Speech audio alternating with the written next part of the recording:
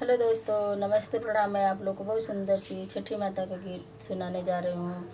छठी मैया जी अपने मैके जा रही हैं, तो देखिए क्या दान पा रही हैं, उसके बारे में आप लोग को सुना रहे हैं। गीत के माध्यम से आप लोग सुनिएगा।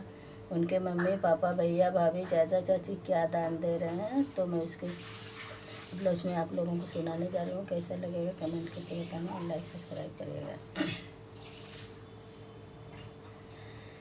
छठी मैया जली नाई हरावा, काऊ पावेली दान, काऊ पावेली दान।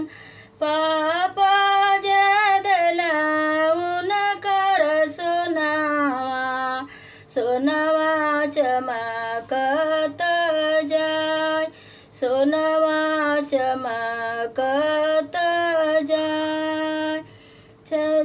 मम्मी जदली उनकर पियरी, पियरी चमकती जाय, पियरी चमकती जाय।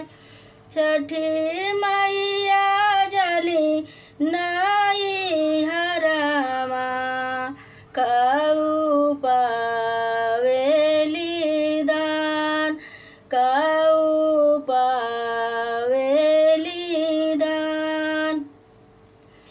चाचा जदला उनकर हथिया, हथिया दमकती जाय, हथिया दमकती जाय। चाची जदली उनकर कंगना, कंगना खनकत जाय, कंगना खनकत जाय। छठी मैया जली नाई हरावा, काऊ पावेली दान, काऊ पावेली दान।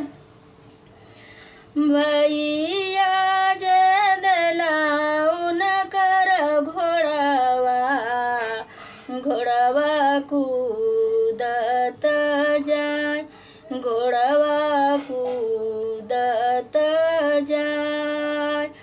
भौजी जदली उनकर चुनरी, चुनरी लहरती जाय, चुनरी लहरती जाय। छठी मैया जली नाई हरावा, काऊ पावेली दान, काऊ पा